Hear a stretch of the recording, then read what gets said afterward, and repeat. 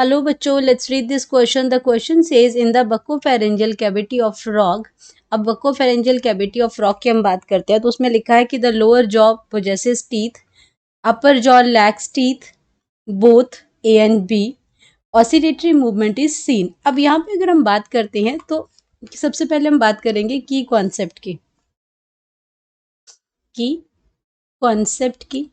तो यहाँ पे बात हो रही है फ्रॉग के बारे में, और फ्रॉग के बारे में भी हम क्या बात कर रहे हैं, फ्रॉग की भी बक्कोफेरेंजियल कैविटी के बारे में बात हो रही है। बक्कोफेरेंजियल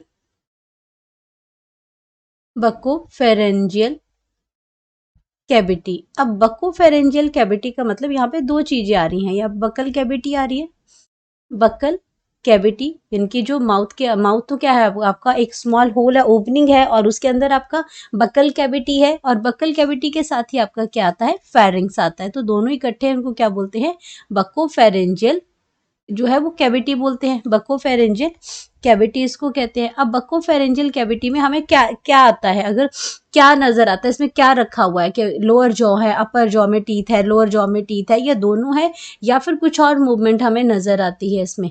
तो इसकी हम बात करते हैं, यहाँ पे फेरिंग्स आता है। तो यहाँ पे अगर आपको ये पता है कि जो आपकी जो बक्कल कैविटी है, ये आपकी क्या है, रेस्पिरेटरी ऑर्गन है। इन केस ऑफ अगर मैं फ्रॉग की बात करती हूँ तो फ्रॉग के अंदर जो रेस्पायरेशन जो होती है वो आपके क्या करते हैं, वो आपका बक्कल कैविटी के थ्रू रेस्पायर करता है। बक्कल कैविटी क्या है, रेस्पायरेटरी ऑर्गन है, एक रेस्पायरेटरी ऑर्गन है। वो जब लैंड पे होता है तो वो रेस्पायरेशन स्किन के थ्रू भी करता है, बकल कैविटी भी है इसमें रेस्पायरेटरी ऑर्गन, स्किन भी है इसके अंदर, और लंग्स भी हैं। तो जब वो लैंड पे होता है, ऑन लैंड, जब वो लैंड पे होता है तो ये आपका इन चीजों से वो क्या करता है, रेस्पायर करता है। तो रेस्पायरेटरी ऑर्गन है, तो रेस्पायरेटरी ऑर्गन के बिहाफ पे अगर हम इनको देखें कि बक्कोफेरेंजियल कैविटी में क्या है, तो सबसे पहले तो हम अपने ए ऑप्शन की बात करते हैं। तो ए ऑप्शन में क्या लिखा है इसमें, कि इसमें आपका जो फर्स्ट ऑप्शन की अगर हम बात करते हैं इसमें, तो जो फ्लोर ऑफ बक्कल कैविटी है वो क्या शो करता है, फ्लोर ऑफ बक्कल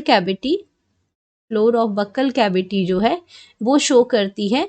अगर आंसर्स की तरफ बात करें हम इसमें, अगर इसके ब्रीदिंग सिस्टम की अगर तरफ हम बात करते हैं इसमें, तो जब वो ब्रीथ करता है, रेस्पायरेशन की अगर हम बात करते हैं यहाँ पे, तो जो फ्लोर ऑफ बक्कल कैविटी है वो आपका क्या करता है, वो शो करता है, शोज ऑसिलेटरी मूवमेंट।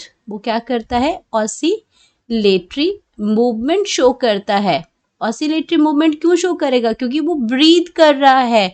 तो ये ड्यूरिंग ब्रीदिंग की बात हो रही है, ड्यूरिंग ब्रीदिंग जो थ्रॉट जो है वो क्या करेगा, ऑल्टरनेटली अप और रेज करेगा। तो ड्यूरिंग आपका क्या होता है, ब्रीदिंग जो होती है, ड्यूरिंग ब्रीदिंग जो है वो ऑसिलेटरी मूवमेंट जो है वो शो करेगा। जो फ्लोर जो है वो आपका क्या करेगा, ऑल्टरनेटली वो क्या करता है, ऑल्टरनेटली वो रेज करेगा। ऑल्टरनेटली यहाँ पे क्या होता है, वो लोअर्ड और रेज होगा, लोअर्ड और रेज होगा, नीचे आएगा ऊपर, मतलब जब हम सांस लेते हैं तो चीज अंदर और बाहर जाती है, तो वैसे इसका जो फ्लोर और बकल कैविटी है ये आपका सांस की वजह से लोअर्ड होगा और रेज्ड होगा इसमें। और साथ में क्या करता है ये, कीपिंग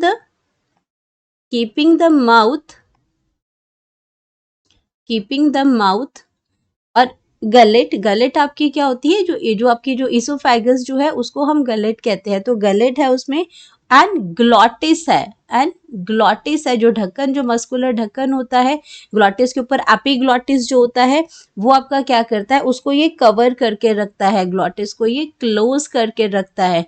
तो ये आपका क्या हो जाएगा, ये तो था हमारा राइट ऑप्शन के बारे में यहाँ पे हम बात कर रहे हैं। तो ये हमारा आंसर है। तो ये आपका जो करेक्ट ऑप्शन है कि अगर बक्कोफेरेंजियल कैविटी की अगर बात करते हैं तो वहाँ पे ऑसिलेटरी मूवमेंट हमें नजर आती है देखने में। अब हम अपने, ये तो ऑप्शन हमारा सही हो गया, अब हम बात करते हैं अपने ए ऑप्शन की। तो लोअर जॉ पोजेसेस टीथ, तो यहाँ पे अगर हम बात करते हैं लोअर जॉ की, तो ये आपका जो है ये गलत ऑप्शन है कि लोअर जॉ में क्या होता है, लोअर जॉ उसमें आपके टीथ नहीं होते हैं, लोअर जॉ लैक्स टीथ। तो ये पहली ऑप्शन तो आपकी गलत होगी। बी ऑप्शन की बात करते हैं, अपर जॉ लैक्स टीथ, ये ऑप्शन भी गलत होगी। क्यों? क्योंकि आपके अपर जॉ जो होते हैं, अपर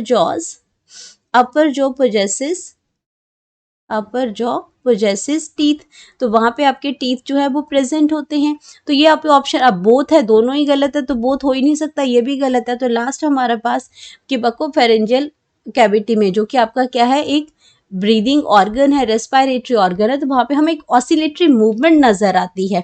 तो यहाँ पे हम लिख सकते हैं करेक्ट ऑप्शन, तो करेक्ट ऑप्शन हमारे पास आ जाएगी डी।